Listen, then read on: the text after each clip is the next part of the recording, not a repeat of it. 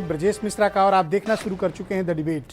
बहनों भाइयों, सत्ता पक्ष और सत्तारूढ़ दल क्या कर रहा है ये हम सब देख रहे हैं, लेकिन राजनीतिक रूप से उत्तर प्रदेश का विपक्ष और देश का विपक्ष क्या कर रहा है ये हमें जानना और समझना होगा। क्योंकि अब जब हम 2024 के चुनाव की तरफ बढ़ रहे हैं, वैसे में ये देखना पड़ेगा कि बीजेपी से मुकाबला करने वाली पार्टियां यानी विपक्ष इस वक्त क्या कर रहा है, किन राज्यों में विपक्ष ताकतवर है, कहाँ कमज़ोर है, कहाँ सत्ता पक्ष हावी है, और विशेष तौर पर उत्तर प्रदेश का अपोजिशन चुनाव के बाद से क्या कर रहा है।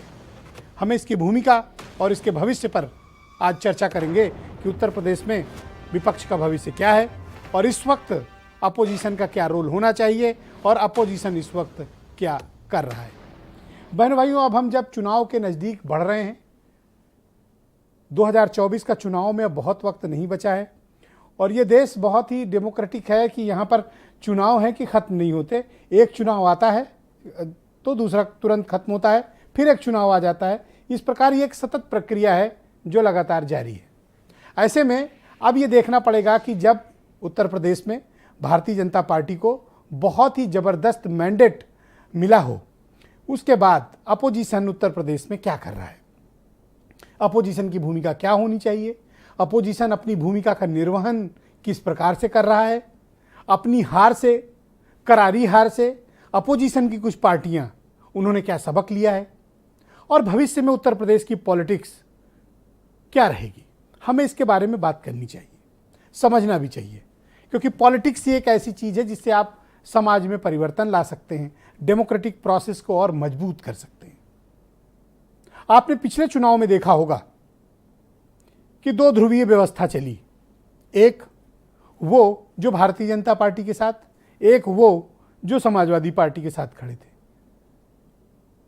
बाकी सारी पार्टियां या तो इनके साथ अलाइंड लोग बचे या जो इन दो खेमों से अलग थे वो तबाह और बर्बाद कर दिए गए पॉलिटिकली।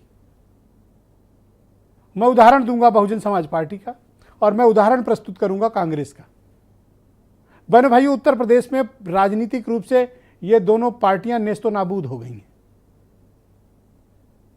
यह कहना जल्दबाजी होगी कि ये अपने खात्मे की तरफ बढ़ रही हैं, लेकिन यह कहना बिल्कुल ठीक होगा कि अब ये अप्रासंगिक, इरेलीवेंट होती जा रही हैं। तो अब इनका भविष्य क्या होगा, मायावती क्या करेंगी, प्रियंका गांधी का क्या होगा, अपोजिशन की ये जो बाकी घटक दल हैं ये अब क्या करेंगे। क्योंकि उत्तर प्रदेश में जो जनता ने मैंडेट दिया है उस मैंडेट का 80% से ज़्यादा इन्हीं दो पार्टियों को गया है या इनके घटक दलों को गया है, या तो बीजेपी और उसके घटक दल या समाजवादी पार्टी और उसके घटक दल। यानी विपक्ष के पास खेलने के लिए 15-20% से ज़्यादा की जगह नहीं है और उसमें भी बंटवारा बड़ा है।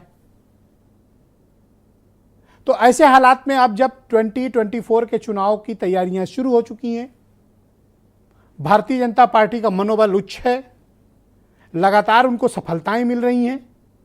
5 में से 4 राज्य जीतकर और उत्तर प्रदेश, उत्तराखंड रिटेन करके बीजेपी ने राजनीतिक रूप से अंगद के पैर जमा दिए हैं। विपक्ष इनसे कैसे लड़ेगा, कोई फार्मूला है क्या विपक्ष के पास। और इस वक्त जो प्रिंसिपल अपोनेंट पार्टी यानी सबसे बड़ा विपक्षी दल है समाजवादी पार्टी, वो क्या कर रही है। क्या हार की हताशा से समाजवादी पार्टी बाहर आई है, उसने कोई रणनीति बनाई है। क्या पार्टी के सफाई के बाद से मायावती ने कोई प्लान तैयार किया है, या फिर तदर्थ व्यवस्था चल रही है कि जो जैसे चल रहा है चलने दिया जाए। कुछ वक्त हैरानी होती है कई बार कि 2012 तक जिस पार्टी ने उत्तर प्रदेश में छाती ठोक के हुकूमत की हो, बहुजन समाज पार्टी का इकबाल रहा हो, जलजला रहा हो, वो पार्टी 10 वर्षों के भीतर इरेलीवेंट हो गई। ये केस स्टडी मटेरियल है। राजनीतिक शोधार्थियों को और राजनीतिक शास्त्र के जानकारों को इस पर शोध करना चाहिए और वही शोध आगे के भविष्य का रास्ता दिखाएगा। क्योंकि आप बहुजन समाज पार्टी देख लें या कांग्रेस देख लें या समाजवादी पार्टी देख लें, कोई अपनी हार से सीख लेने को तैयार नहीं है। क्यों नहीं है? बीजेपी की बढ़ती हुई ताकत और इनकी घटती हुई ताकत अपोजिशन की, इसके बीच की कड़ियां क्या हैं, कनेक्ट नहीं हो पा रही। तो जब तक ये कनेक्ट नहीं होंगी, आप 2024 में विपक्ष करेगा क्या फिर? तो विपक्ष की भूमिका क्या होनी चाहिए? क्या उन भूमिका का निर्वहन हो रहा है अथवा नहीं हो रहा है? और उत्तर प्रदेश में आने वाले वक्त में राजनीतिक रूप से कौन कौन सी पार्टियां रेलिवेंट होंगी, कौन से मुद्दे होंगे, और किसने क्या सबक सीखा, और सबक सीखकर क्या वो उस मातम के माहौल से बाहर निकल पाए या नहीं निकल पाए, या कोई नया प्लान बनाया या नहीं बनाया, इसके बारे में चिंतन और चर्चा करने की आवश्यकता है। वो इसलिए आवश्यकता है क्योंकि उत्तर प्रदेश से ही दिल्ली को ताकत मिलेगी। जिनके मनोबल टूट गए हों वो घर बैठ गए हों, लेकिन बीजेपी जीतने के बाद भी लगी हुई है, पूरी ताकत से लगी हुई है। संगठन एक्टिवेट है, लखनऊ और दिल्ली दोनों जगह उनकी सरकार है। ऐसे हालात में अपोजिशन इनसे कैसे लड़ेगा, ये एक बड़ा प्रश्न है। और इस प्रश्न में ही विपक्ष की तैयारियों की क्या क्षमता है, इसका आकलन होगा। आज की डिबेट को हम आगे बढ़ाते हैं।